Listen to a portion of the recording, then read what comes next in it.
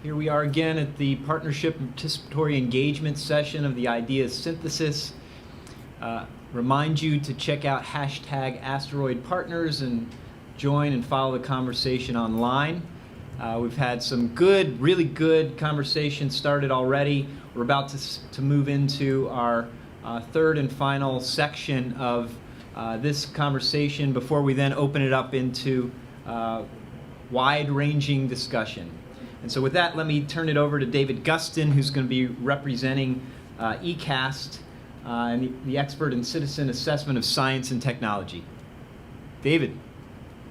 Good morning. My name is Dave Gustin, and I'm here in Tempe at Arizona State University, where I co-direct a research center called the Consortium for Science Policy and Outcomes, or CSPO. In my remarks, as was mentioned, I'm representing a group called ECAST, the Expert in Citizen Assessment of Science and Technology Network. ECAST is a distributed network that brings together university-based research centers like CSPO, informal science education centers like the Museum of Science Boston, citizen science programs like Science Cheerleader and SciStarter, and nonpartisan policy think tanks like the Woodrow Wilson International Center. Together, we engage citizens on decision-making related to science and technology policy.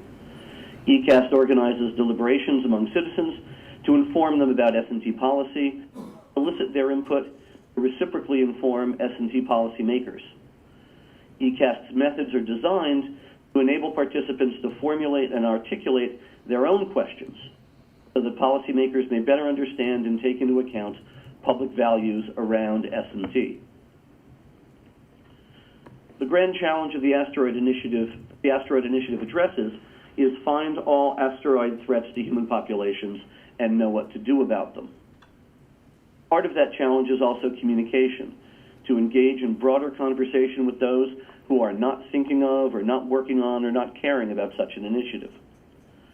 Despite the clear articulation of the grand challenge, there are values inherent in the question that are not completely owned by the current community of interest, including advancing human space exploration, expanding planetary defense, anticipating spillover effects of technologies, and charting the nation's future role in space.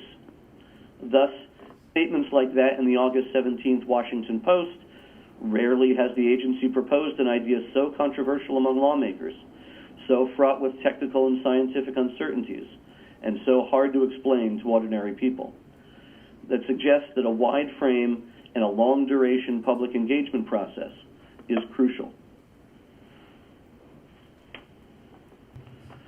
We think of this as taking into account what we call the life cycle of decision makers, in which we consider a variety of roles that citizens perform in, as well as a variety of decision makers and points of decision within society, not just the official, high-ranking, and technical ones.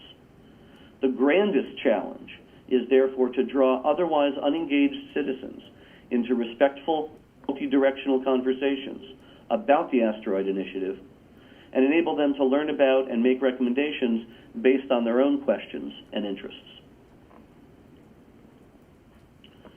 Aspiring to this more active, engaged role for citizens, rather than just have them be passive understanders of science, is part of a broader approach that we call anticipatory governance, which involves, in addition to public engagement, open-ended approaches to foresight, for example, using scenarios rather than predictive modeling, and thinking about plausibility other than just risk, and integrating knowledge and approaches across disciplines, for example, by encouraging collaborations between natural scientists and engineers on one hand, with social scientists and humanists on the other.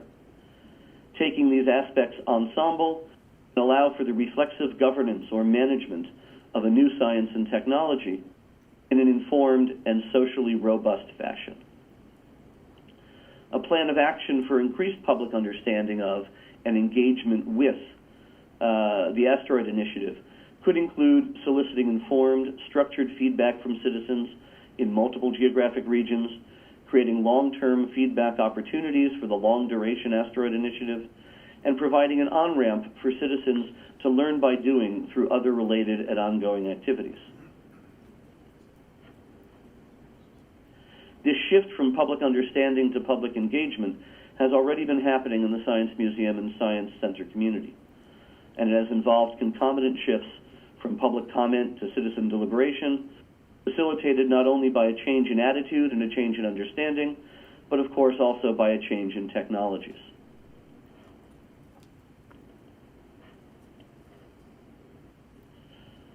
ECAST's experience in this matter includes coordinating the U.S. component of the recent worldwide views on biodiversity.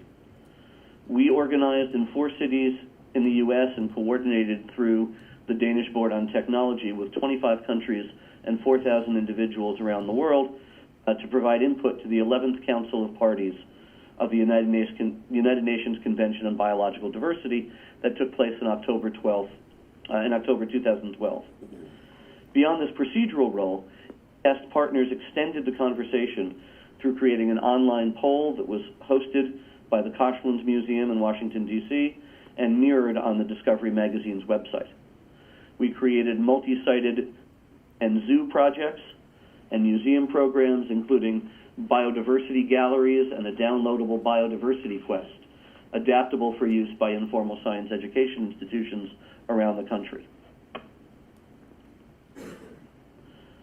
ECAST wants to encourage NASA to include intensive and extensive public engagement as part of the core planning process, the Asteroid Initiative, in order for the agency to best be able to proactively design a program that will deliver on public values. In ECAST's experience, multi-sited engagement could be done at a relatively reasonable cost, and it could be executed rapidly enough so as to inform the immediate mission planning that will follow the initial Asteroid mission formulation review. Such work would also complement and extend the initial principles of the 1958 National Aeronautics and Space Act, which directed NASA to share its knowledge to the widest extent practicable. Such work can be pursued irrespective of the OMB restrictions on public outreach activities because it is actually research intended to gather new and original ideas. Such citizen engagement studies build the capacity of citizens to interact in a more nuanced way that may also have significant value for NASA designers and engineers. NASA may very well perform a more technically capable mission after such public interactions. In the end, the agency will also be better oriented to share resulting knowledge with the public because it is pursuing knowledge that the public has already found to be worthwhile. And in the closing seconds, just let me say, somewhat more personally, just the other day I was, on the occasion of its 150th anniversary, reading the Gettysburg Address to my 7-year-old son, Sam. And Sam, in addition to being a budding historian, is a budding scientist and very much loves space and space science. And it seems to me that over its lifetime, NASA has done a remarkable job of being of the people and for the people, and ECAST would like to see it be, as best it can, be by the people as well. So thank you. Thank you, David. I'll ask you if you wouldn't mind sticking on the line. We're going to have a question period and discussion afterwards, and I'm sure there'll be questions for you later on. Okay, I'll try to do that. Thank you. Thank you. We'll now move to Margaret Race from the SETI Institute, who will also be joining us virtually. Hi there. Can you hear me? Yes, we can. Okay. I am also continuing the discussion of the private part of the private part that we're focused on. So while the grand challenge, excuse me, I'm trying to get the, okay, how do I advance my slides? Here you go. Okay. There you go. So we're in the grand challenge and thinking about asteroids as both opportunities and threats, and we are thinking about the elements that are related to success. Just as we heard from the previous speaker, there's lots more than just science and technology that would contribute to this success. And my talk is focusing on the parts that also involve the public in thinking about these missions, whether they are the resource missions, getting asteroids and redirecting them, or the deflection ones. I'm thinking about the risks to mission success, and it's important to identify and acknowledge that there are other impediments than just the technical and science ones, especially since we're starting to go down the road towards new activities beyond Earth orbit that have really unique features. And what I'm suggesting is a stepwise approach to research and technology development that also includes a systematic approach to looking at these other areas. So next slide. So when we think about what's involved in the challenge, everyone is quite aware of the need to think about science, whether it's observing and detecting or characterizing and modeling and predicting where the asteroids may be. The technology, whether it's a redirection technology, a deflection technology, or perhaps even exploitation, capturing, and using. And we have to think about mission planning. How do we design these missions when we think about the new technologies, proof of concept, whether we're talking about deflecting with gravity tractor or kinetic impactors or nuclear? We also have to think about reducing the risks to the mission. And then the final thing is these partnerships that we're talking about, the collaboration and the other. So on the right hand of my screen, if you will look at where it says the science and technical experts, generally what we know is that science and technical experts look at what to do and how to do it. We take an incremental approach to things. We do the research and technology development. And in this case, our success means either on the one hand we're going to save the world or develop new markets and develop new space. Next slide. Oops, sorry. That's how the scientists see it, but here's how others see the risks. The general public is saying, you want to do what? Not what are you going to do, but you want to do what? And they're asking questions about should we do it and what could go wrong.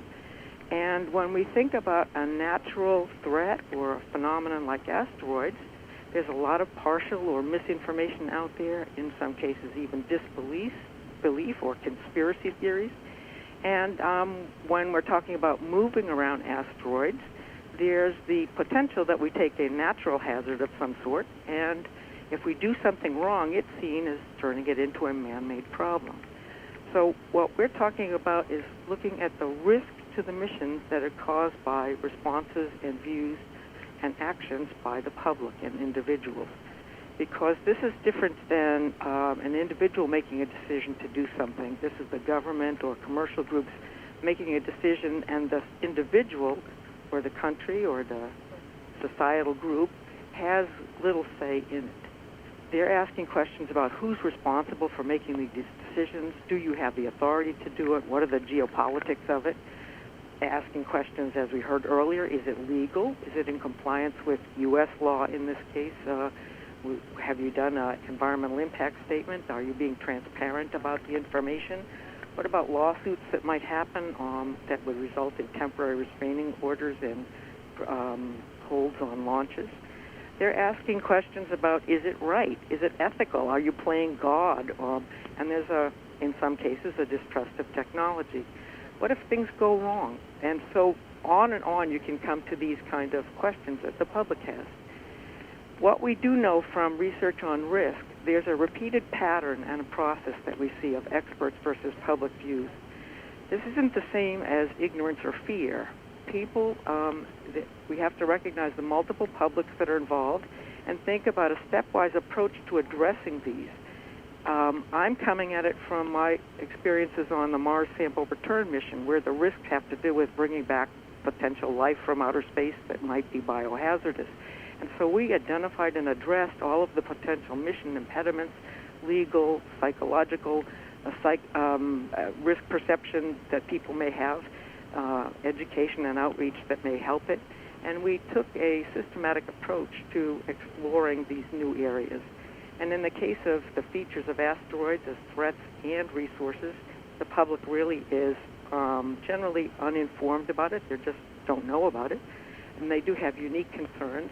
And we're entering into new areas that have legal and policy questions that are beyond Earth orbit. if you look at the scientist and technology view of hazardous asteroids, for instance, and putting it in the context of the disaster and natural hazard literature, what we're talking about is a general threat. This general threat is looking at how do we detect them, how do we deflect them, and how do we make decisions about them. The notion is that once you can detect it, and then you can decide if it's a threatening one, you can go ahead and deflect it somehow, and then make decisions at the world level that everybody is happy about, and launch a mission and have an impact and success. And if you're not successful, then you can address questions of evacuation or other actions that might be appropriate.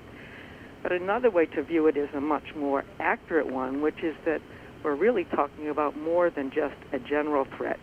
If you think about natural hazards, there's a general threat of a flood or a hurricane, but then a more specific one once that hurricane gets named as Hurricane Charles, and then an imminent threat to the people when it's coming tomorrow.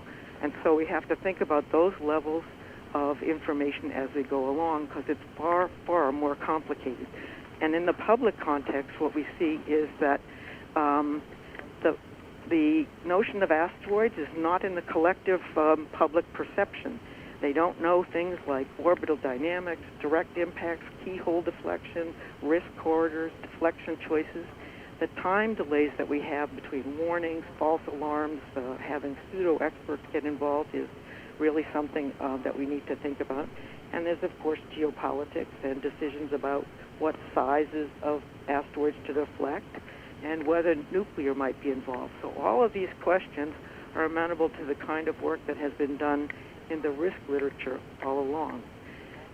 For those involved in asteroid redeflection and resources, you're not out of the picture of some of these risk problems as well. People are asking questions about who's making decisions and why should you be able to use those things, as we heard earlier. There's questions about legal challenges and NEPA, ownership and claims to them, private property, outer space treaty issues, and so on. And if you look at the Outer Space Treaty, for instance, all these years we've been in geostationary or a low Earth orbit, and those are where we've played out all the legal issues. When you look at the moon and other celestial bodies on the right hand of this chart, the only thing that has been involved has been issues of planetary protection and science missions. So all of those issues that we're talking about come up brand new, whether it's asteroid mining and redirecting, questions of ownership, claims, retrieval, and U.S. law or whoever the agency is. So whether we're looking at asteroid challenges as the opportunities of using the resources or the threats from deflection, there are a lot of other elements beyond the science and technology. So for the path forward, it's important to also think about those and include them in the stepwise approach. Include research drawing from the experience of the natural hazard literature. How do we link this in with the FEMA people and others who will be acting upon it? This isn't a matter of just turning over, saying, I found it, and now it's your turn. We have to think about how to address these potential mission impediments, especially for the asteroid impact, hazardous asteroid impact and deflection areas. And there's a long lead time in this, just as in any other research. So it's important to look ahead. We want to make sure that as we get to that point where we're ready to launch, that we have provided more than just one-way information to the public, that we really are addressing what they need to know in order to make our success be their success as well.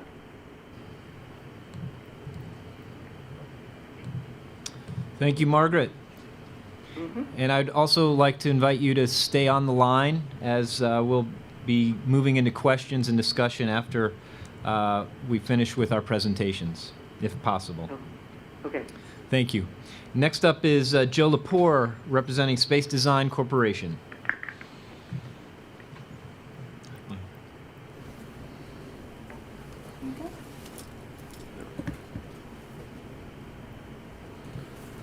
All right, my name is Joe Lepore, and I'll be giving a talk on Space Design's Asteroid Initiative paper. Although I'm giving the talk, This presentation was developed and written by Joseph M. Clay. Just want to give him his due. So I'd like to start off and begin with the background on how we started preparing a paper for this initiative.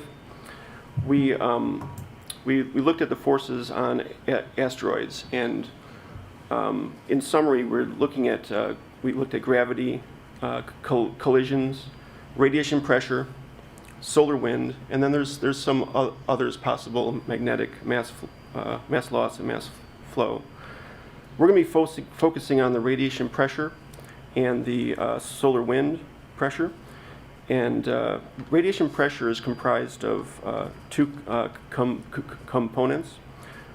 First is the direct incident, and the second is a Yarkovsky effect.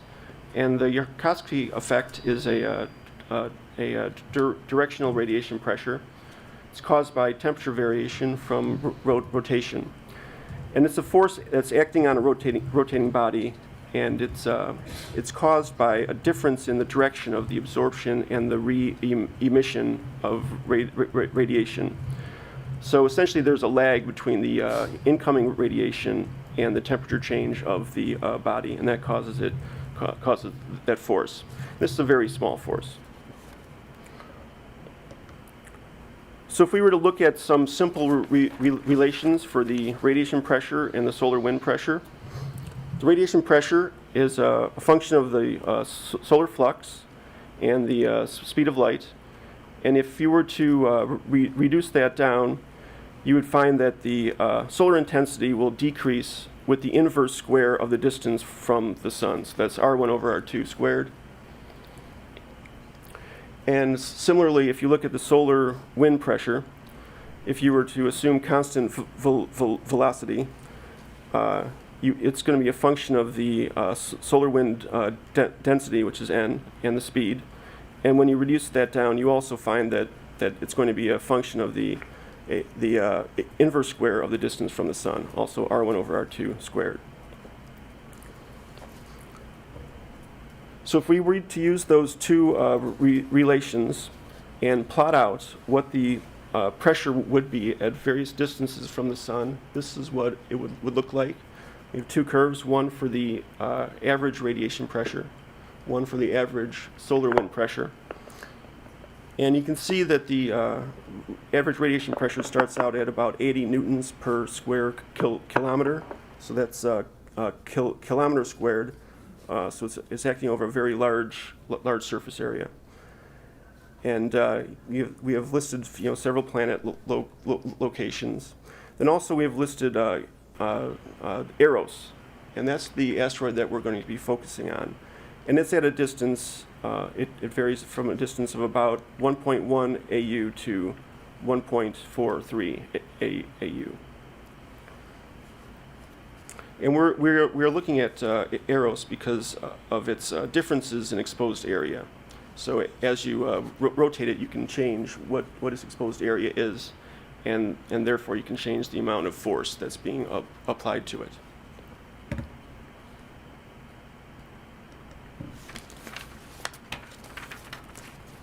So looking at the control of the radiation pressure and the solar wind pressure, both pressures can be controlled by changing the area exposed towards the sun if you could theoretically rotate it.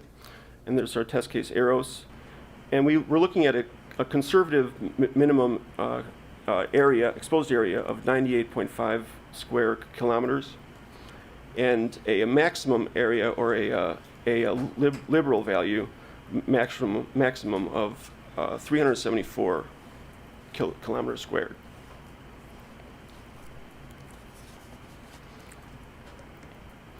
So also with the control of the radiation pressure, it has an added advantage that it can be controlled by changing the optical properties. So if you had a optical property on the surface that was black, that would be having a solar absorptance of 1.0. And if you were able to change that and move off to the right on this chart, you could go all the way to absorptivity of 0, which would be a specular mirrored surface. And by doing that, you would be able to effectively change the magnitude of the radiation pressure by a factor of 2. So that's a second way that we can control the force. So if we look at what the maximum forces are at the apogee and the perigee of Eros, what we look at here is the delta. Since we're able to, or we can theoretically rotate the Eros, we can change what its exposed area is. We could see maximum differences of 1361 newtons at the apogee and 2254 newtons at the perigee. And Newton is about a quarter of a pound, just to give you what kind of ballpark values we are looking at there.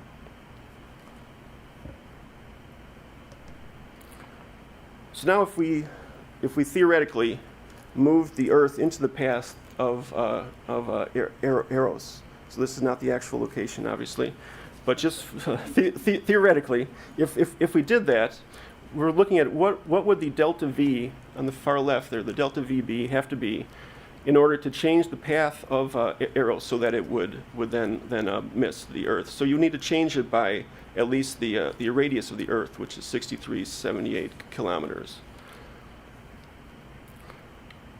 So in just looking at some simple orbital mechanics, we calculated that the delta V would have to be about 0.24 meters per second.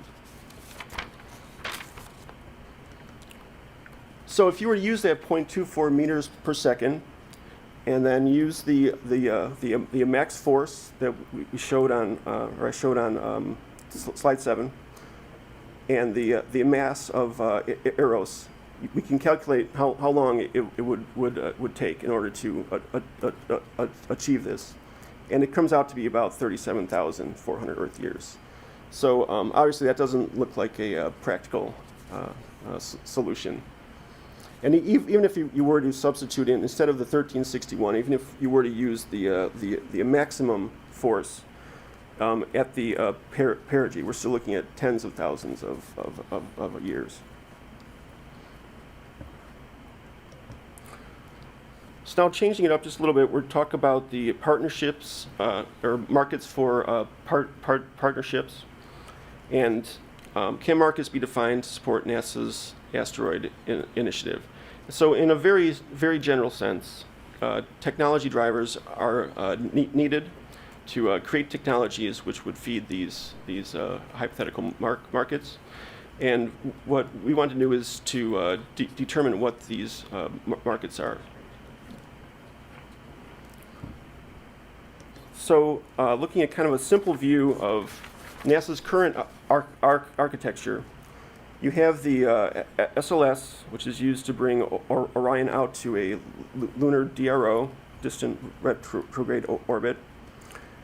And you have SEPHEO, which can be used to capture a small asteroid, maybe 10 to 12 meters in size, and then use solar electric propulsion to push it back, where you could rendezvous with Orion. And then you could do a EVA to go off and examine and study it. So what we're looking for are markets to fill this type of architecture. Okay, almost done. And one of these would be that after this type of a mission is complete, then the asteroid is left there at the lunar DRO for further study. So in conclusion, the radiation forces and solar wind forces are significant, but not capable of full-scale asteroid deflection. So other forces must be found to successfully deflect the asteroids. And market forces could be used to guide the NASA architecture, and perhaps a public-private partnership could help. Okay. That's Thank you, it. Joe. All right, thank you.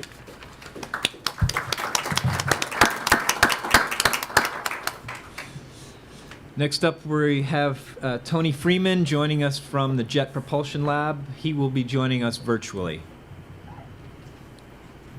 Good morning, Ed. I'm sorry I can't be there in person. It just wasn't able to fit that in the schedule this time. But thank you for letting me talk about this topic. So what I'm here to do this morning is actually solve all the problems of the Asteroid Initiative by bundling together all of the ideas into a coherent program that then NASA can defend and move forward with. And I had help putting this together from Bob Cesarone and Joel Cecil, but also Steve Matusek. So programs are how NASA does business. We have many programs within NASA, within the human programs, the science programs, and Earth science in particular, Living with a Star, for example. And the Asteroid Initiative is very well suited to such a structure. So here's the list of programs that we pulled together that showed some of the amazing programs that NASA does. Some of them, like the Mars program, were voted the most successful program in the U.S. government. That's hard to imagine, but that a NASA program would be judged that way. But, you know, we do a pretty good job at this particular type of management. But there is no current overarching NASA program that's targeted specifically at small bodies, whether that's asteroids or other bodies like comets. The closest we get is the Near-Earth Object Observation Program, which is great, but it's more or less a standalone activity. So who would be the stakeholders for a program? Well, the science community, human spaceflight, who are targeting asteroids as a destination, the commercial world with space resources, and then, as we've seen in some of the other talks, planetary protection. It's pretty easy to map the initiative activities into a traditional program structure with advanced studies, technology development, robotic missions, ground-based observations, crewed operations on the manned side, commercialization, and education and public outreach. So what would the objectives be? Well, you could argue about this for days, and I'm sure if NASA set up a program structure, there would be arguments for days about exactly what the wording was, exactly what the objectives were, but it would be something like increasing the opportunities for human space exploration beyond Earth orbit, along the way to Mars, protecting the Earth from future asteroid impacts, and fostering a new commercial space business that uses the resources that these asteroids represent, with U.S. industry leading the way, and advancing key space technologies essential for the future. And if something like that could be agreed on, a lot of decisions become very easy afterwards. To look at the priorities, you could take a sieve like this one, which represents on the left-hand side all of the RFI inputs that bounded into ground-based observations and technologies and science and partnerships and different widgets and payloads, different ideas for missions, and you could bundle all of that together in a road mapping activity that used something like the JPL-A team to brainstorm, analyze, prioritize, and then synthesize options that were highest payoff for the stakeholder community, and then examine the space components of those in more detail using something like our Team X, which does a very good job of point designs. So lots of technologies. I'm not going to list all of them off, but obviously solar electric propulsion is on a lot of people's minds. Robotics and autonomous systems, the kind of sensors we need. There's an underlying base of technology required, and most programs have that, or they go to the Office of the Chief Technologist and say, here are our requirements defined to meet these program needs, and please implement a technology program that addresses that. Another advantage to having a program structure is you get out of the lottery game. If you look at the missions listed here that are NASA, either APL or Goddard or JPL, they're either, when they addressed an asteroid or a comet objective, it was done as a very secondary or tertiary science objective along the way to the main target, or it was done through the competition of the Discovery and New Horizons programs. And that's great, and that asteroid science has done pretty well over the years. But if you talk to the folks who work in Venus science in the planetary world, they haven't won the lottery ever on discovery and new frontiers. We haven't had a Venus mission since Magellan. And past success is no indicator of future performance, as I'm sure most of you are aware. So there's no guarantee that you'll win a discovery or a new frontiers competition with an asteroid mission in the next 20 years. So it could be a long time before we see another asteroid mission in the competed world.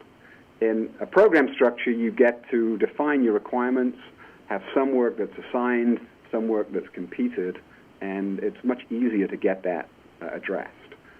The items in red are all the international missions that we could identify that addressed some of the objectives of asteroids and other small bodies. And I have to say that NASA involvement in these is, at best, minimal. It's usually one scientist or two scientists on the science team who are, communicating with the rest of the community, but the missions don't get to address major objectives for a program, which would be beneficial. I have to say the ground-based community does a lot better job of this. They communicate quite well across the international community, and there are commercial involvement, as we've learned in this workshop, that seems to be working pretty well, but I think it would still be better bound up in a program structure.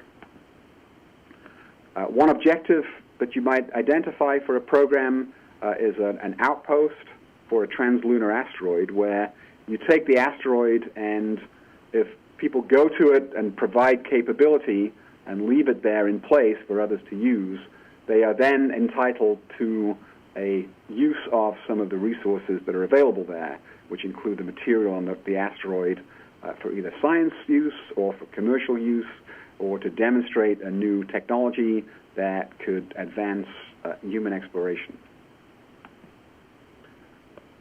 Most programs have commercialization arms, and that's usually done through the commercial technology offices at the field centers or within NASA itself. And then programs have education and public outreach, where it's a coherent strategy. Again, I hate to bring it back to Mars, but the Mars rover outreach has been widely praised. It's part of the Mars program, and it's basically a planned activity that supports the missions and the science and the technology development all as one coherent package. And then finally, the missing piece in the initiative was science.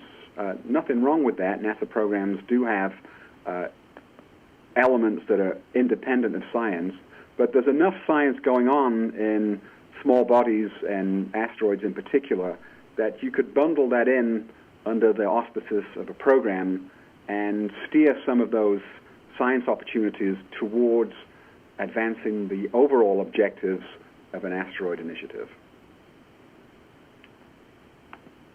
So I think that's the conclusion of my talk. Is basically this would all be very nicely wrapped up in a bow in a program. It's what NASA knows how to do, and it also gives you a line item in the budget that you can defend to OMB and to Congress and to the National Academy and whoever else has an interest in that.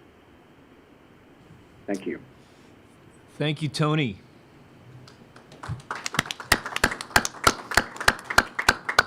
And if you two wouldn't mind sticking on the line, if possible, to be able to join in answering questions as they come up in the discussion. Sure, I'd be happy to do so. Very good, thank you. And our last presenter, Jean-Claude Piedboeuf, representing the Canadian Space Agency, will close it out for us. Jean-Claude. Okay. Good. Thank you. And just to say, I'm replacing Christian Lange that prepared the slide, and he was participating to the last version of the workshop, but was not able to come this time. So the first slide said 30 years of space exploration. I would say more likely it's 50 years of exploration. In Canada, we started our space program 50 years ago, and it was interesting, the discussion on commercial activities I think space exploration is opening the way. It's a new frontier, and in Canada, when we started 50 years ago to send things in space, it created now a space economy in Canada, like mainly in SATCOM, navigation and Earth observation. But this is really because the government started and said, okay, we want to explore space, that this industry exists today. And so when we talk about space exploration today, we are now building the economy of tomorrow by doing the exploration and going.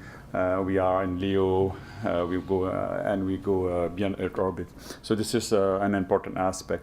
But more recently, our exploration has been focusing on space robotics, vision system, and also contribution to science mission, especially for Mars and some asteroid mission. And space astronomy is also a strong focus for us. So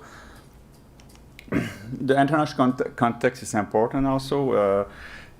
From a human exploration point of view, since a few years there is a discussion, and some of you have been participating and know about the global exploration strategy that was created or written, and it's interesting. It was started after the NASA announcement of the moon return, and our U.S. announcement of the moon return, and the international community was asked to participate, and so we, at that point, the international community said, okay, moon is good, but Mars and asteroid and Lagrange point are also good, and so NASA said, okay, we will include everything in this global exploration strategy. And one of the results was also the creation of the ISEC, the International Space Exploration Coordination Group, that again is focusing a lot on human exploration, but also including science, and more are looking how can we manage robotic and human exploration together, so each benefit from each other. And there was the Global Exploration Roadmap published in 2011, and a new one published this year, a revised version. So these are documents that are a kind of agreement between at least 10 space agencies, mainly from North America, North America, Europe, and Asia. But so it is significant. It's really showing a direction where we can go in terms of exploration, and recently also the benefit from space exploration has been published. It's clear from a Canadian point of view, and I think it's clear for others also, that space exploration needs to respond to the priority of the government, and if it's not doing that, asteroid, moon, or Mars, or anything will not go forward. So the Global Exploration Roadmap is interesting in the sense that we say, okay, the long-term vision is that to have human on Mars. We know we already have robots on Mars since a few years now, and a recurrent series of missions. So from a robotic point of view, Mars is the program is underway already. But from a human point of view, this is the long-term view from many space agencies. And in the meantime, we need to develop some capabilities to go there. And the cislunar space is a good place, and asteroid also. It's a good way to learn to do that. So from a Canadian point of view, we have been focusing on few technology in terms of space exploration and in terms of the space program in general. And I will mention a few here, but I will cover that by saying we are focusing on optics and robotics. That's basically vision system and robotics, and starting a few new things. We recently, as part of the 2009 Economic Action Plan, government gave money to additional fund to the Canadian Space Agency, and we developed the next generation of the space arm, which is an advanced generation. And this one could be used for space servicing and an asteroid mission to retrieve a sample or to basically capture things. So this technology is especially the small arm that you can see here, which is like the Dexter, which is on the space station right now. It's not far to be ready to fly, and we have a new long arm that is telescopic boom now, so that can fit on smaller launcher vehicle as compared to the space shuttle where the Canadarm2 was launched.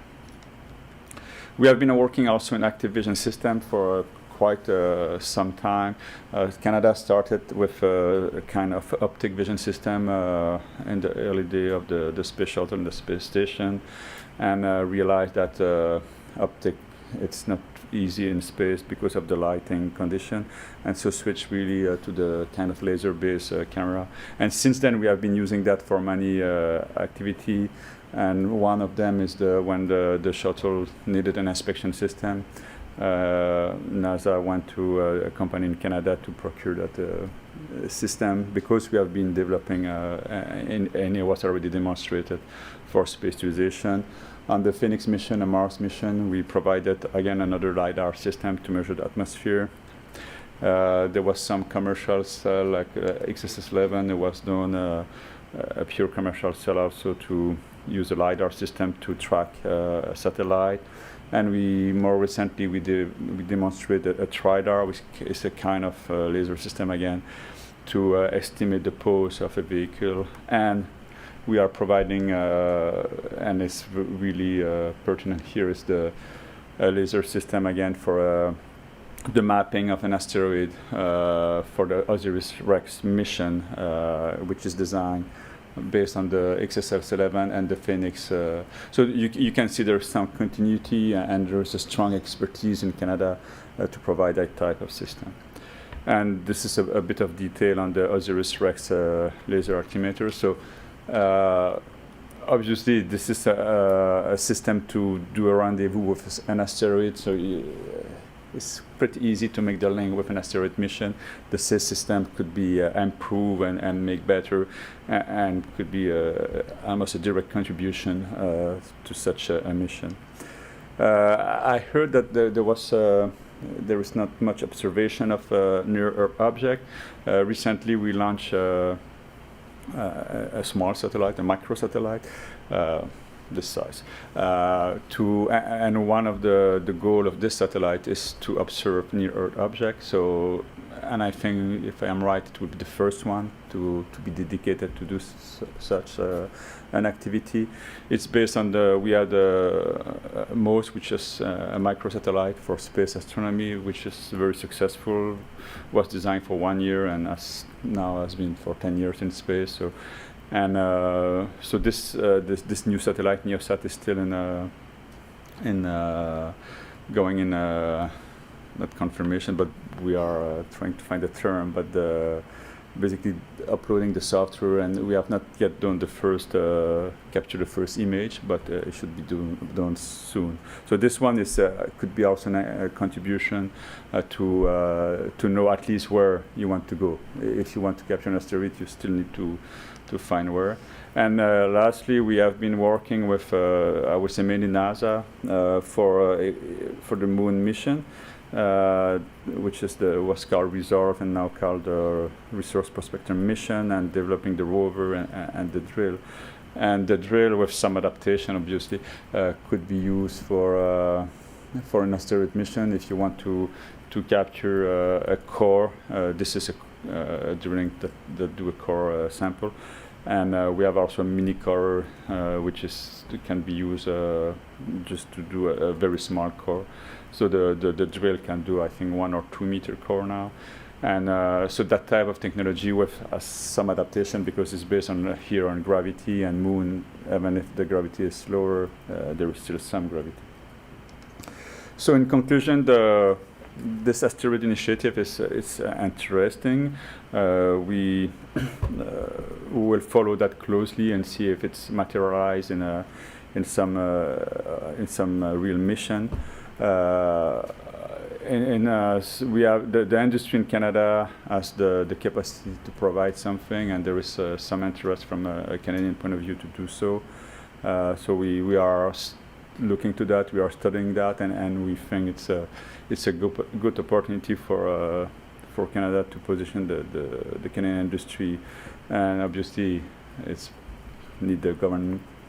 It has to be based on government priorities, and in Canada we are revising our space program, so we will follow that very closely to see if something can be contributed. Thanks. Thank you.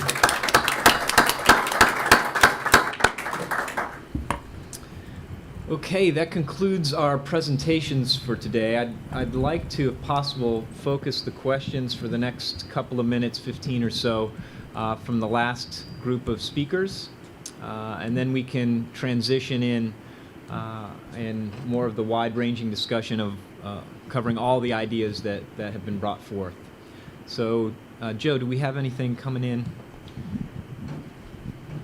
Yeah, actually more of a comment than a question for David at Arizona State. This is from Linda Billingsley. She indicates that there's a need to engage everyone to participate in the deliberations and invite disruptors into like-minded groups. And I don't know if he wanted to expand on that any at all. Thank you to Linda for that comment or question. And the invitation of disruptors into groups of engaged in public deliberation is a great idea for certain purposes. And there are times when you want those disruptions, when you want to have some divergent thinking, when you want to shake things up, and there are other purposes for which you need more convergent thinking. And I think that should NASA or any other agency decide that it wants to engage in a broad-based public deliberation activity, it has to be very clear about the kind of public engagement it wants and whether that role will be to open things up a bit, broaden and disrupt some current thought, or whether it wants some more convergent kinds of recommendations. And you have the same kinds of issues that crop up with technical advisory committees as well that operate under consensus or that operate under different kinds of rules and that get different direction from the agencies to which they're giving advice. Thank you. May I add in a comment here? This is Margaret Race. Please. Okay, the disruptors idea is a very good one because what we need to do is be mindful of the fact that this is not single discussions, single decisions that are being made. At the recent Planetary Defense Conference in Arizona, it was last April, there was a conference-wide simulation that involved everyone that participated, and they took on different roles, whether it was looking at the science, the technology, and some of the issues that came about with asteroid deflection were quite surprising. So some groups of people took on the role of being individual countries, for instance, making decisions within the context of the UN. And they actually voted against the asteroid deflection. There are questions of having a nuclear launch, for instance, that outer space treaty would have to be waived in some way, and we don't have a proof of concept. So there are risks at many, many levels, and the idea of bringing in disruptors, or at least acknowledging that these risks are real, is something important. And that's what I think both David and my focus is on, thinking ahead to the kinds of risks that can come up to the mission and the kind of success that we want to see. But those risks are coming in areas that we can't necessarily address with science and technology. So we have to think about how to go through the actual process of communicating not one way, but looking at what information we're going to give to experts in a FEMA situation, what information we give to the public, the mass media. There's just so many places. This is Dave again. I would endorse that very much. Thank you. Any questions in here in the room? This is a question for the Yarkovsky effect on the Eros analysis. So that's a dozen kilometer-sized asteroid. How do the numbers play out with an irregularly shaped, like 100-meter-sized object? I really don't have data for that. I really don't have any data on that right now. I would have to consult with Joe Clay on that. It would be great to see an analysis like that.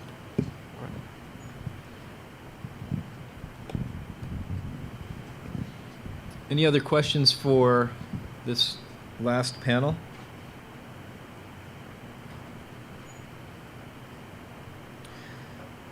Let me throw one out.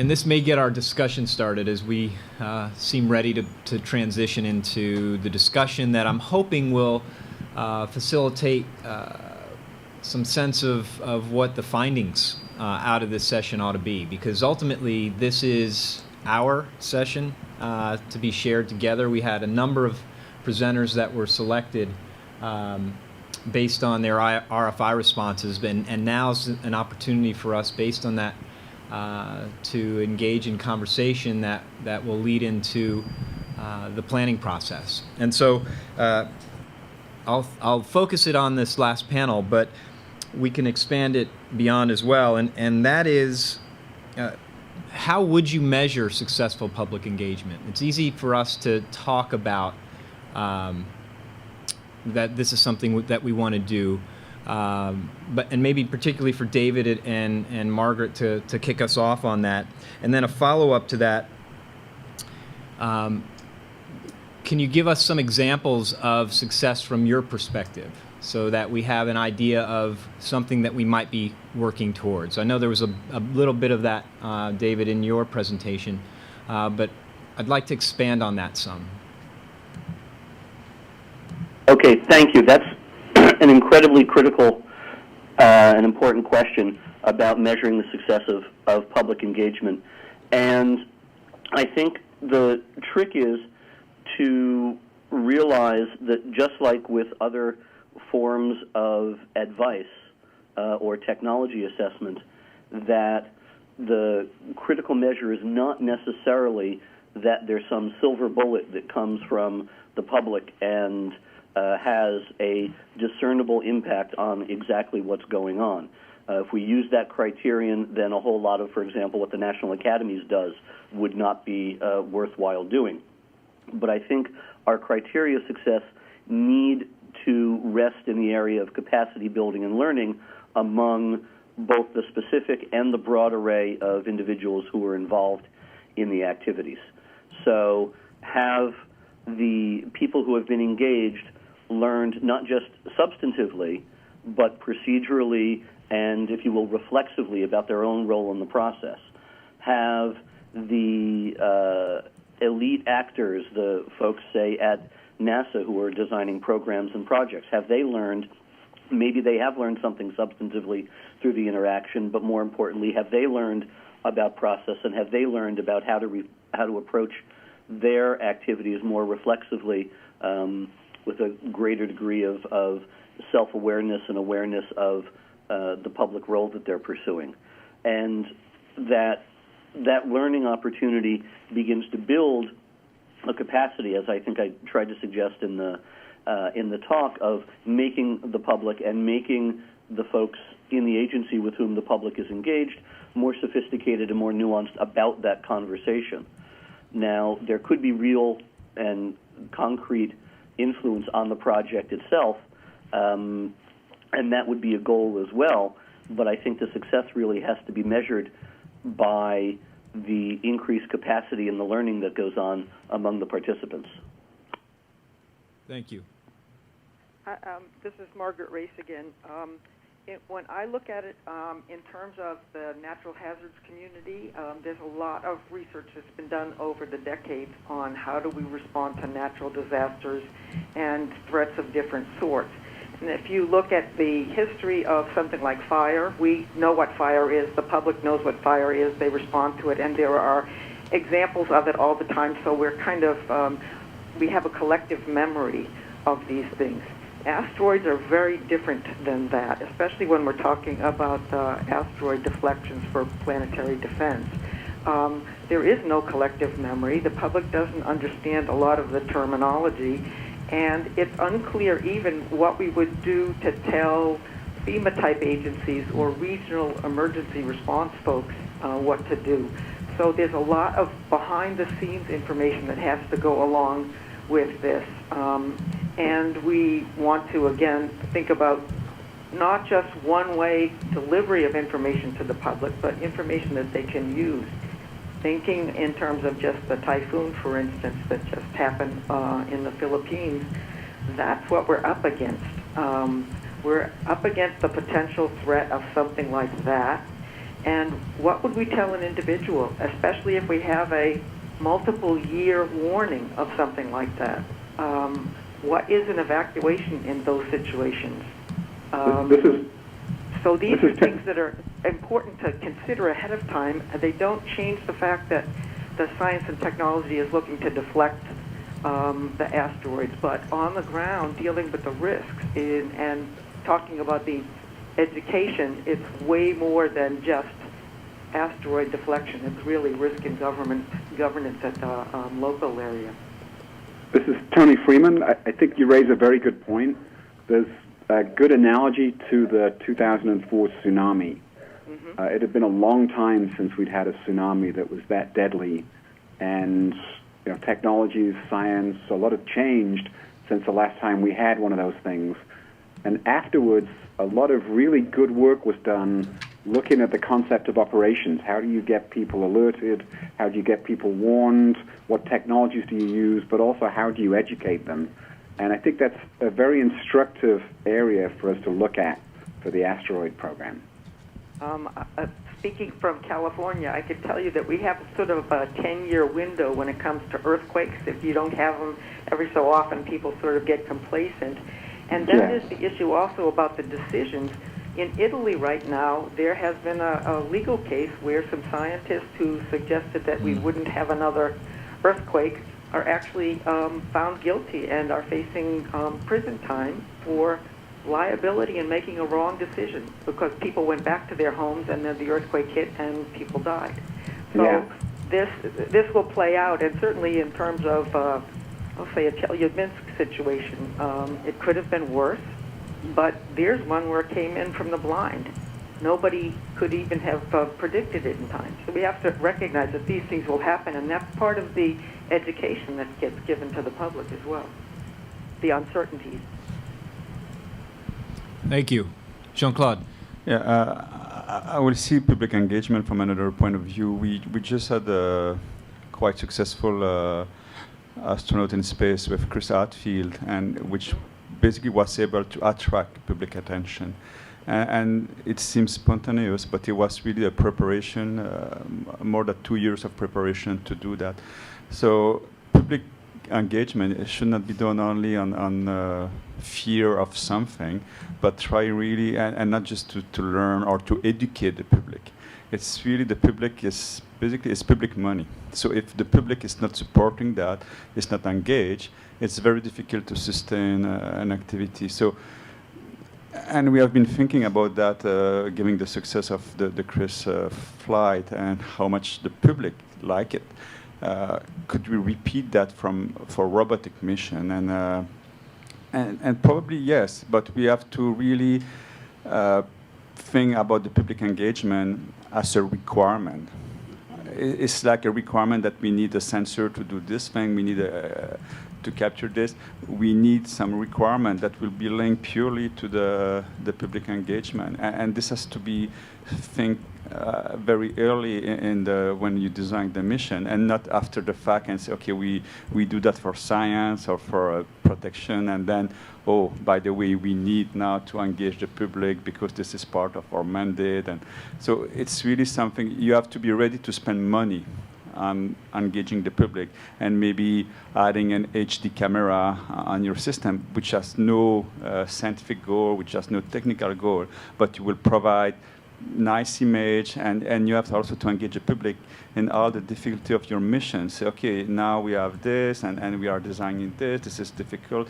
If you don't give the information and you are not using the social media the way it has been used with Chris, then it's very difficult to engage the public. Thank you. The difference again with the engaging the public with the positive parts of space, and even the idea of putting a camera on, is very good.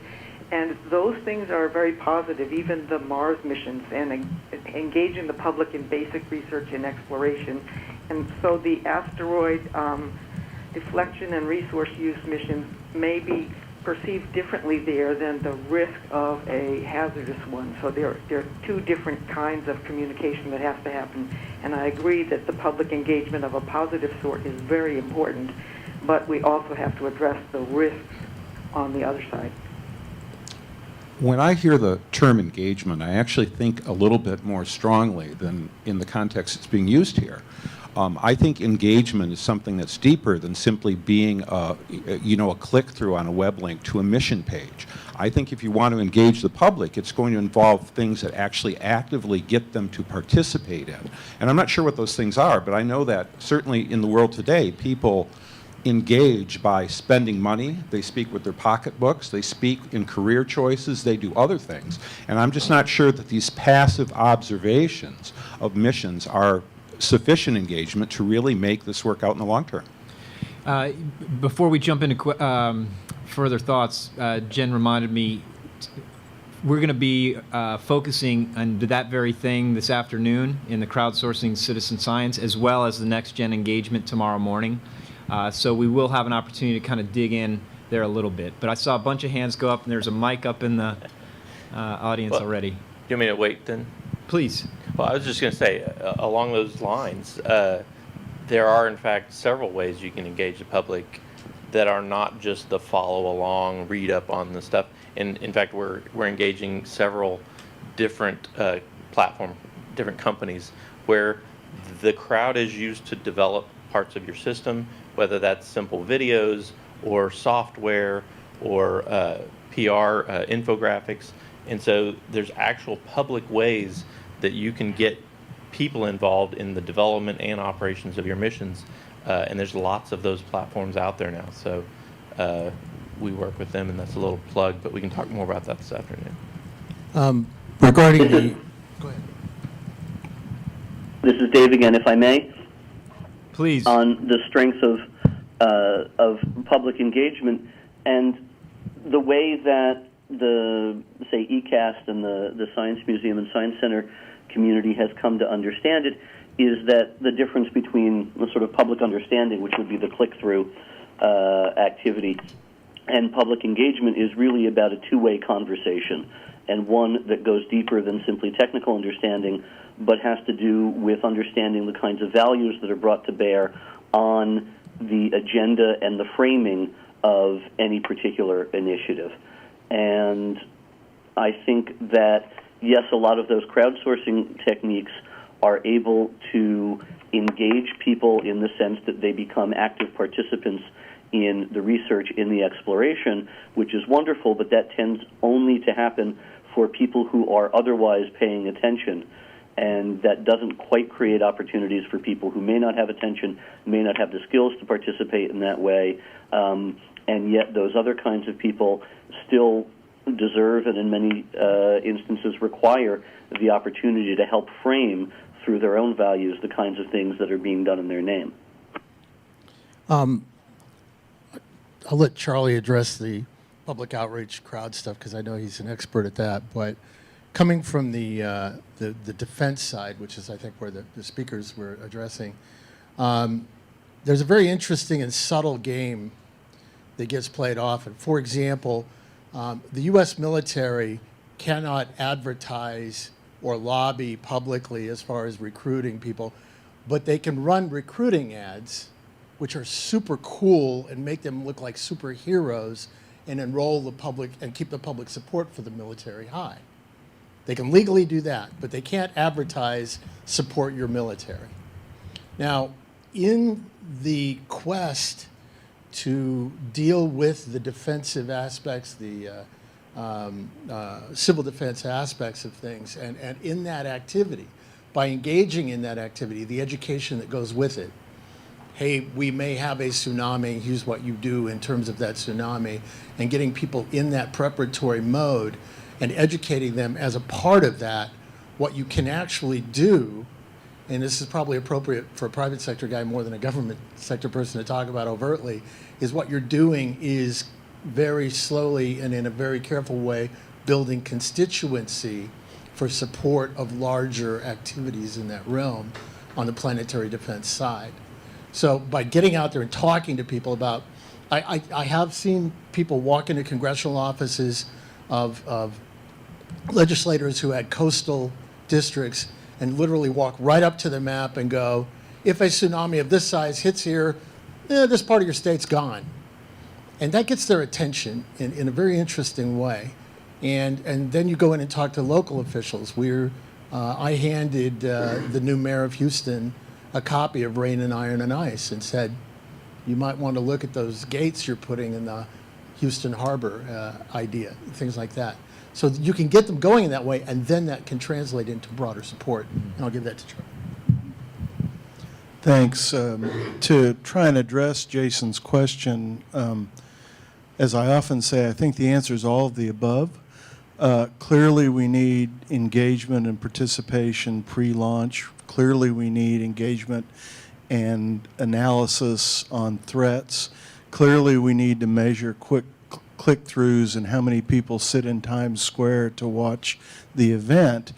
Engagement, as correctly was pointed out, is a spectrum of opportunities, whether it's, in our case, upload your song, or we have a Spanish poet from the 1700s whose family are contributing poetry to the Cosmic Archive. What my experience has been in now almost 20 years of providing public participation missions is I knew back in 1982 when I was a young man and we had a rocket on the launch pad at Matagorda Island, that when that rocket took off, that was a feeling that I'd never had before because it was my rocket. I was involved in the mission. The same is true for our Celestis missions. When they know when the families come and they know their loved one is fulfilling their dreams, that's a connectivity to what might otherwise be a very boring mission of a Korean satellite into space that carries on and interconnects over generations. For Sunjammer, we've created what we call mind files and bio files, where you can send yourself into deep space as part of the archive. We'll have an interactive mission control. We'll have the first private mission control that will permit people to come in and, after certain qualifications, actually steer the spacecraft. So there's innumerable, the public's hungry to be involved in space and to be directly involved in space as opposed to watching, what's the phrase I heard, a few highly paid civil servants orbit the Earth. That's great work, but the public doesn't necessarily connect to that. When they're really involved, personally involved in some way in that mission, as I mentioned to the owner of the rocket that we flew on last year, you may think that's your rocket, but I've got 500 people here with families on board who know it's theirs. And that kind of connectivity does come from more than just a link following and reading about the information. It's active engagement throughout the mission. And people want it. And not only do they want it, they will pay for it, just as they pay for experiences today. And those funds can be used to do future missions or to enhance current missions. And the fact that we're beginning an era where that's okay, where it's no longer, oh, this mission is mine, I'm the government, you can't do anything about it, with it, or touch it. We're past that, I think, now, and I think you'll see broad elements of engagement, such as the kinds of things that we're looking at here. All right, and I just want to try to make a clarifying comment, because I think there's three games at play here. So there's engagement about the risks, which I think Margaret had a lot of interesting things to talk about. There's engagement of how do you have like a hit sensation when you're in the middle of it, the public is following along and they're really enjoying it. And then there's this idea from David's ECAS presentation about sort of citizen policy. How do you figure out what the broadest goals should be? How do you figure out what the next CRITS Hadfield robotic mission should be? Or how do you figure out exactly what the public thinks should be the right balance on risk in future asteroid missions, or exactly what they think the goal should be there? And I think what's so interesting is an intellectual framework from this anticipatory governance that was proposed by ECAS is that they've also got specific experience in proposing different activities on how to actually pulse the public and to try to have it's this nuanced interaction where you can't really get it through crowdsourcing. It's having experts who help present the information and the material in a way that's accessible to like non-standard actors. And I think it's a different framework that is worth taking away from this.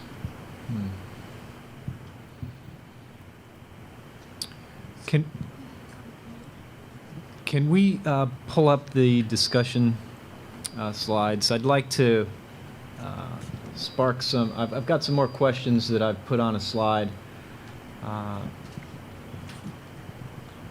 to help us kind of zero in a little bit.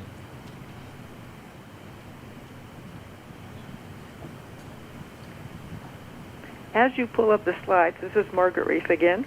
I think the last speaker speaking about the different ways of looking at communication and engagement is the real key. What the problem is, or the challenge is that we have to make sure we engage the public in appropriate ways across all the different things. It's not just, this is not PR, this is not just giving people science information. We really have to be very attentive to what it is that and what part of the mission or the objective we're informing people about. And Zach, I would add a fourth category, actually, as we're talking about kind of a higher level schema that you started to lay out. The fourth category being the public or individuals meaningfully contributing to components of either the mission or the grand challenge. So the amateur astronomer that goes out and takes the observation, or the folks that are subscribed to SLU, which we'll hear about later this afternoon, that are actually using telescopes that are owned by a broader community and finding time on that telescope to do observations of their own, or crowdsourcing through existing data on things like Zooniverse, like Planetary Resources is going to be doing. So actually contributing to the meaningful work as well, not just participating in discussions or being informed.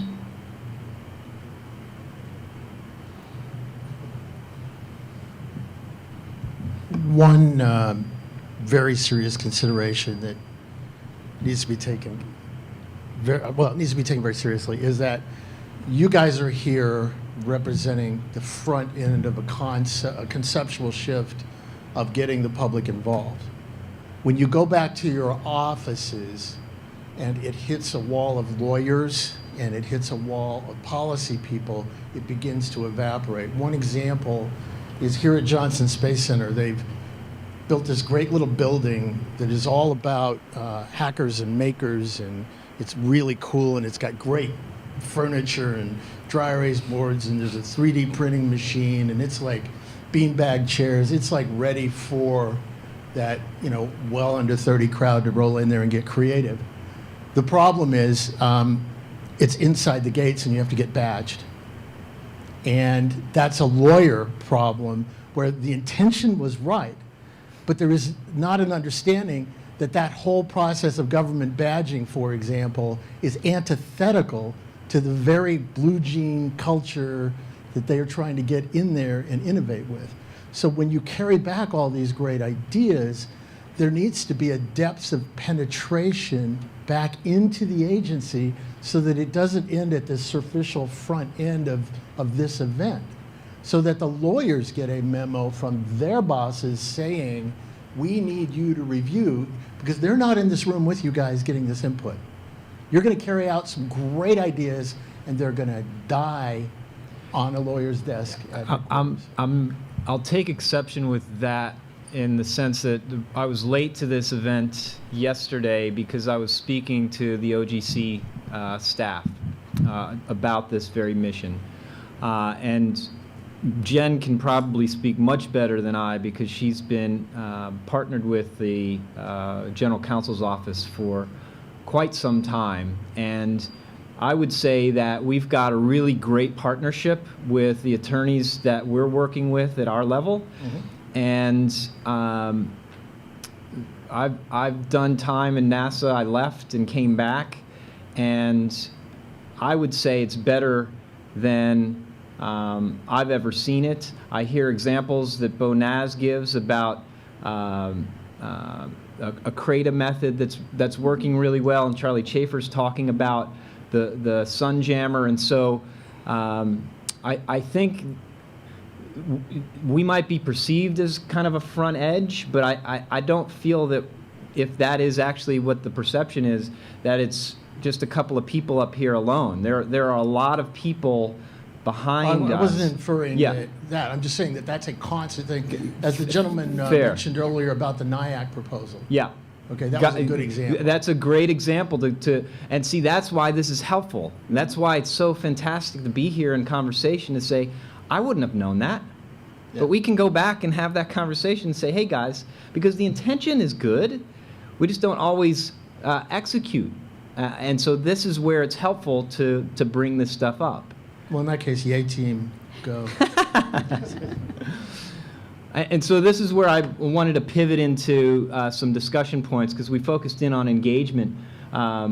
But really throwing it out, we've got not quite a half hour left.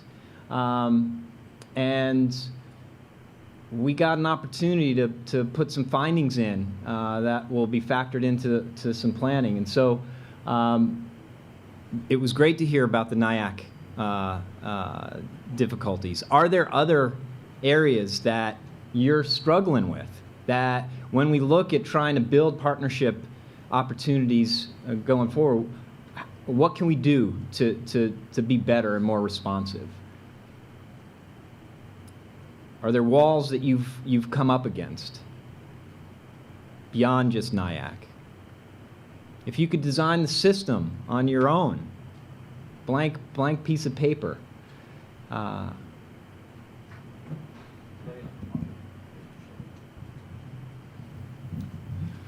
So I'm gonna maybe go back to Scott's presentation Yep. as a launch point. So one of the things he mentioned was a demo day. Yeah. So if you're trying to build something new and different, one of the things you face when you run into the government is they've been doing it their way for quite some time. And unless you have an opportunity to show them what you're doing in a kind of a free and open environment, you don't often get that audience. And I think something like a demo day is a good way for you to see that there's something else out there. There's a better way to do some things. You know, some of the traditional processes like SBIRs or STTRs, they just get buried in a corner somewhere. Maybe that's a way where you can get more of those ideas out in front and then allow them to show you what can be done kind of against the old guard. This is Tony Freeman at JPL. NASA also have a tool, a vehicle they can use to partner with industry called the Cooperative Agreement Notice. It's actually pretty powerful. You get a lot of latitude. Usually industry has to bring some matching funds to the table, but it actually has been used in a wide variety of areas to get direct involvement and engagement. David. A simple thing that would help outsiders feel the shape of the elephant would be easily accessible org charts for offices. Some parts of NASA do publish org charts. Others you just have to deduce who reports to who and how the structure is built. Okay. Good.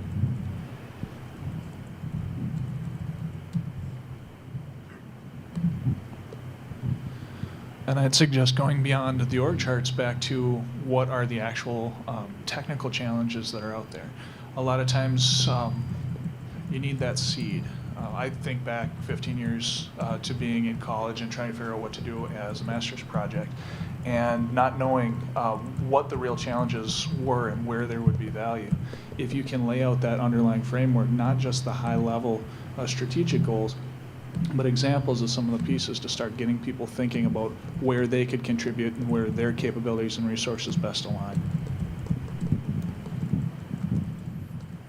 So as a member of the robotics concept integration team, you know, I was talking with David and Rick just a while ago, but what would really help us is if you could really identify just the top 3 areas that we can take back to headquarters or GERST or whatever and say, this suggestion, these top 3 suggestions would help better enable our mutual relationships. So if you can give me some food there that can be taken back, and maybe we can do something about this. Yeah.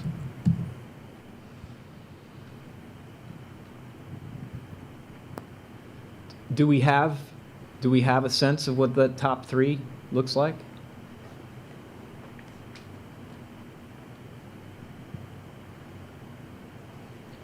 I can add some of the things that I heard during the conversation to try to add some more fodder.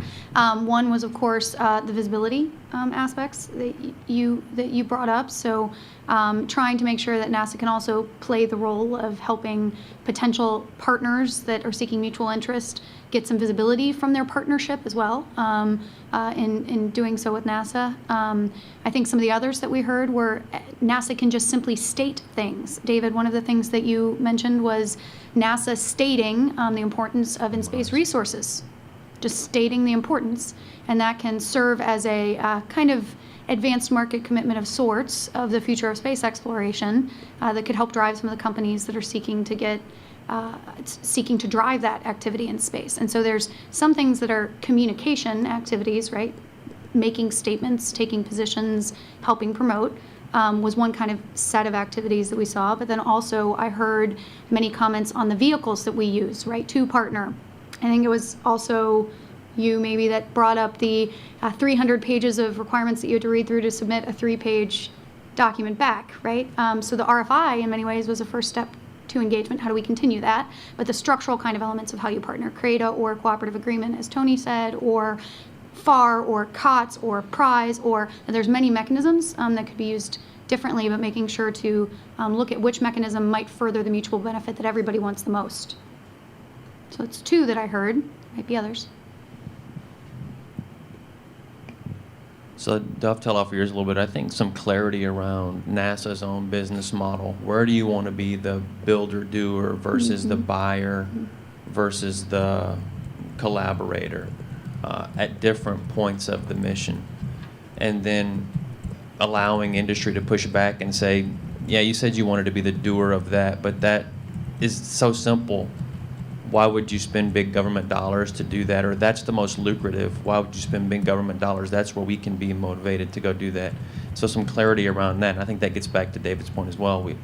If you make that statement that we're going to be a buyer of the service, there are going to be 20 companies pop up and figure out how to deliver it. And if you say I'm going to be a doer of the service, well, I'm not going to go build that because I don't have the pockets to necessarily compete unless it's extremely lucrative.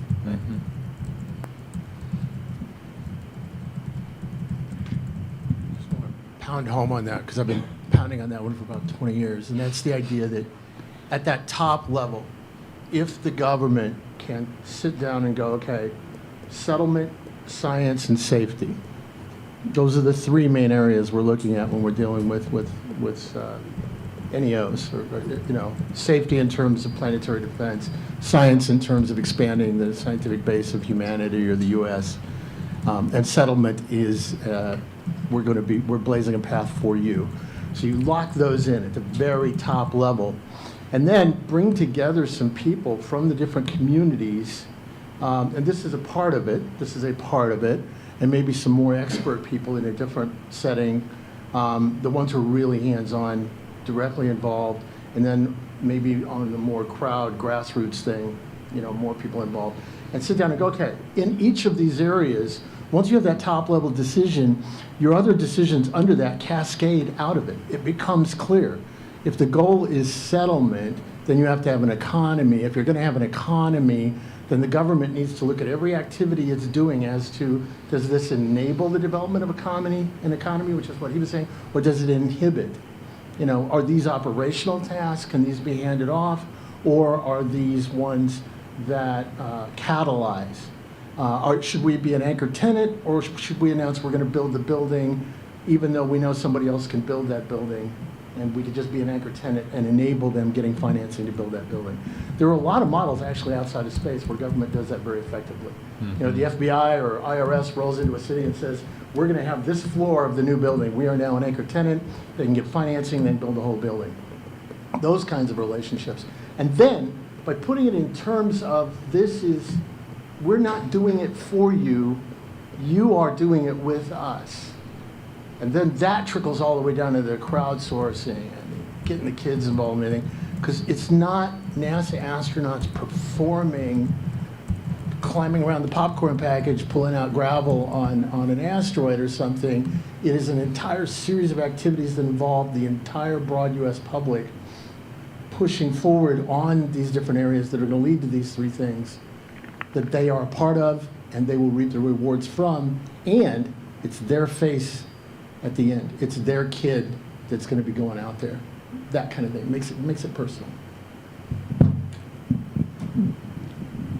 This is, Rick said something earlier about giving the book A Rain of Fire and Ice to the new Houston mayor. And this is a comment about the messaging that's contained within the idea that NASA states something. You know, after the last workshop meeting that Sunday, 60 Minutes had a great spot on the Chelyabinsk explosion and stuff.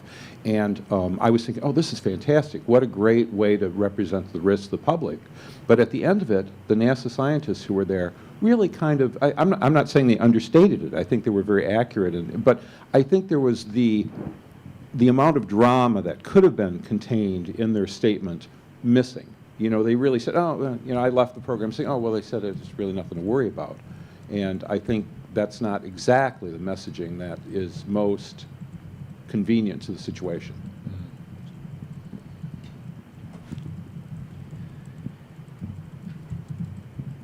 This gathering and the RFI has been pointed to as a step. How has this felt? Is this valuable? Has this opportunity to gather and discuss been a valuable process? How would you change it? If we're recognizing that we're trying to get ideas to plan and move forward, how would you design? What would that look like?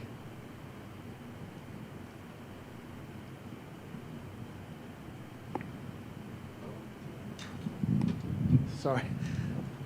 Yeah, you guys have been awesome. I mean, I think it's great that you're doing this. And again, if you can get the depth and carry it, penetrate deep into that headquarters building in D.C., that's great. Or more importantly, maybe the center director's offices. That would be even better. But find an auditorium that doesn't have theater-style seating. Okay? Because it implies that you're talking to us.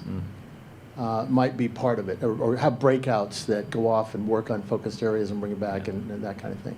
But I definitely want to say I've spoken to a lot of people, people that weren't here the day after the original one got canceled and weren't blah, blah, blah, you know, officially anywhere or whatever, but people who interacted, and they feel really good about what's happening. And I think you're, you know, this is a good approach. The rest of NASA could learn from you guys on this, I think. So.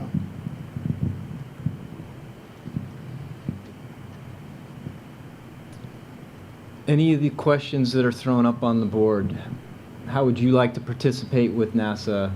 Are there technologies that we can focus on? We've got 15 minutes. I don't want to belabor it. If we feel like we played this out to however far we're going to get, we can break early and people can grab lunch. But we do have 15 minutes left if there is discussion that needs to be continued. Yeah, I might frame one of these questions in getting towards the statement that you made about the top 3 things to go back and take to Gerst from your perspective, would be what would you say would be the top opportunities in the near-term window to enable and to partner with the commercial sector and the public in general on this initiative to better position it for success in both areas? So what are the opportunities? Thinking maybe about the nearer term stuff, because that's the stuff that we need to get moving on, right? But what might be those nearer term opportunities and tactics?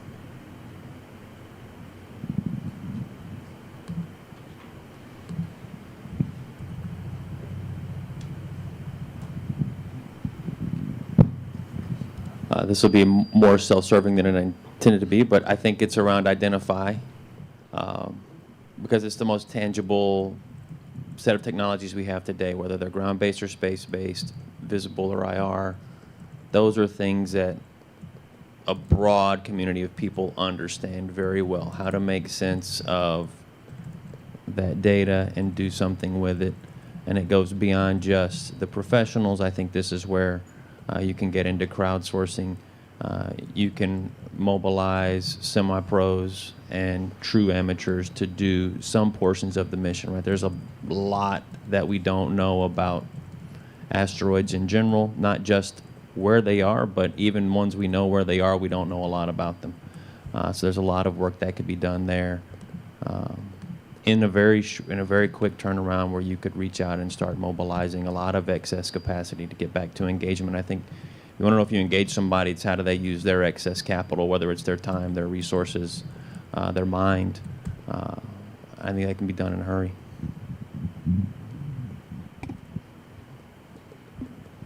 And I completely agree with Clinton that Identify is a good early opportunity, but I think so that we don't lose sight of the next step, in parallel, we really need to start focusing on the technologies that do need to be developed so that there's an understanding out there of what we should be working on, and we can articulate what it is that we need to be partnering on, what steps we need to take, so that once we are even in a better position than we've already gotten to from an Identify standpoint, we know how we can actually get out there and interact with an asteroid.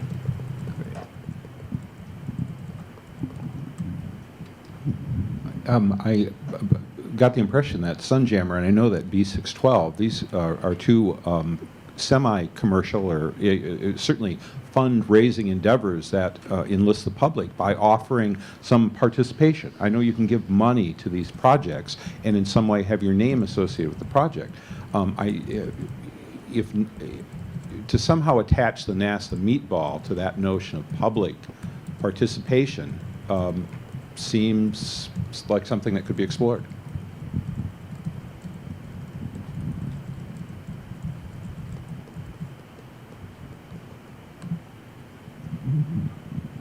I'll go one more. I'm looking at the pictures behind your head thinking somebody at NASA probably cooked those up.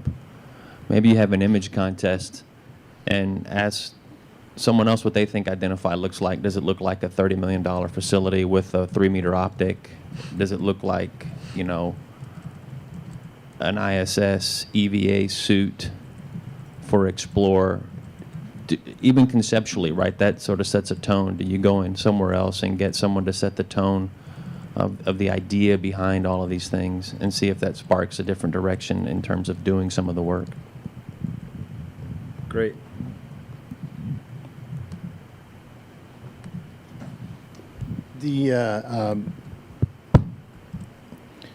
Basically, it's the bottom line is get on with it.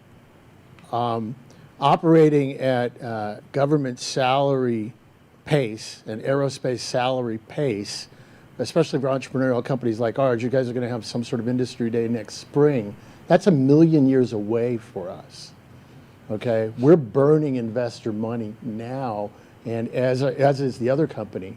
So do things now. They don't have to be the major things, but things that begin to break the catch-22 of can we work with these people? Are they real? How do we prove it? And start doing those things. On the crowdsourcing side of things, go and the broader public involvement, get started now with something. Don't wait for the perfect plan, the mega giga plan that somehow fits into your 2015 roadmap activities or something like that. Start now with something that is, as they say on the internet, a minimum viable product, and gets you rolling and indicates that this is real and not a kabuki dance or a road show, which I don't think you guys are engaged in. But the proof is always going to be in the action starting, both on the public side and the company side like ours. Great.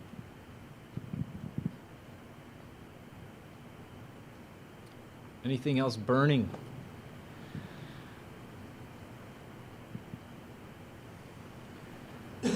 Please. I'm actually carrying the microphone, but I wanted just to make a comment about some of the discussions that's been made on crowdsourcing. There's been some discussion about maybe the informed public that can contribute because they've got the resources or are in groups where they're being able to contribute, and maybe the other spectrum of the general public that might just be informed in this area of crowdsourcing or being able to actually provide some sort of funding towards a project or towards an idea, even if it's not fully developed yet, allows people to really feel like, from a public standpoint, that they have ownership. I really liked the idea of the mind files that go up because people feel part of the mission. Be prepared for, expect, and grow from failures along the road. Not all partnerships are going to work. Not all crowdsourcing is going to get there. I looked at one a few weeks back that was a lunar mission that raised $17,000. Well, man, if they can do it, I need several of those things. But it's really important, when a private guy a gal puts her money at risk and succeeds, she gets wealthy. When she fails, it's tough times. When a government gal puts the agency at risk, which is how any of these partnerships are viewed, they're viewed, oh my God, what can go wrong? What will Congress say when this thing fails? And when the agency succeeds, often as not, people go, well, you didn't need that much money, we're going to cut your budget.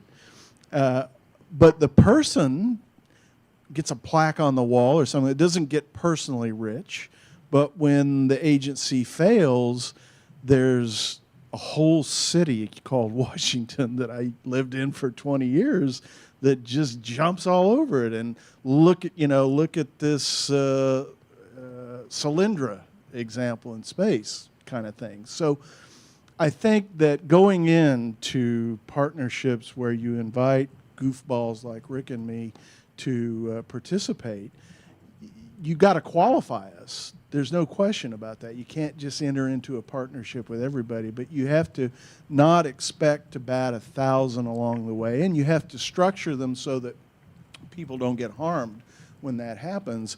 But it can't send the agency back to, okay, now we're back to Apollo the way it should be, because that ain't going to happen anymore.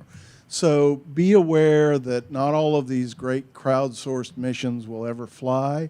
Not every partnership that NASA enters into will succeed, but you don't need it. Part of it, when it's much lower cost and much more diversity of organizations trying to get there, they don't all have to succeed. You have to have a good batting average, and you can't waste money.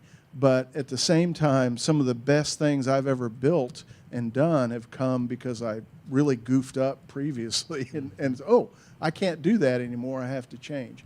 So that's a difficult culture at NASA to embrace.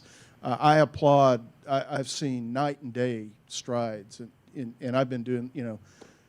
Jason knows I bought a Minuteman missile from NASA in 1982. I'm still the first and only U.S. citizen ever to buy a Minuteman missile. That was a really unique partnership that Neil Hosenball, who was the general counsel, figured out, well, I can't really sell you a Minuteman, Charlie, but I can sell you the rights to use it, and if you don't bring it back in the same condition that you borrowed it from, you have to pay full acquisition value. So that there are innovative, there have always been innovative people. What I see now is more of an innovative culture, and that's because the finger's out of the dike, the gene, pick whatever silly analogy you want. There's just too much commercial stuff going on to ever bottle it back up and go back to the days of Apollo. That's not a viable model, but the new model is not going to be pure, light at the end of the tunnel. There are going to be some hiccups along the way, and you should use those as learning events, and not seek out to fail, but not punish failure by saying, well, that model doesn't work, we're never going to do that again. Yeah, great. Any other thoughts? Good thought. All right, folks. I think this has proven to be a really, really successful session this morning. We had 55 respondents provide ideas that got down selected to those that were presented here today. Huge thanks to those that, all of you that took time to put in a proposal. And for those that were selected to take the time to then prepare a presentation and come share with us, and then all of you that joined us to participate in this conversation. I really do believe that it is the first of many steps forward, and I feel like we have a lot of good material to pull in to the findings that we'll share in the plenary, and really appreciate all your time and energy to get us to where we are at this point. So With that, let us close maybe 3 minutes early. And this does not end the conversation. There's hallways and internet and relationships that I hope we've started that will continue this as we move forward. So with that, I thank everybody, and we will adjourn our session. And please remember to attend the crowdsourcing and citizen science session this afternoon. You can see us again, but in flipped roles.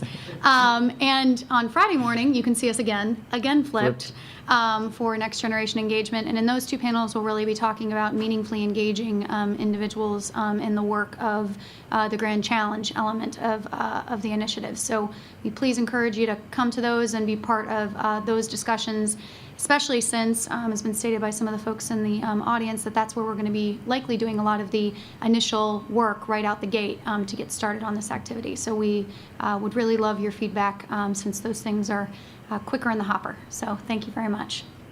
Thank you.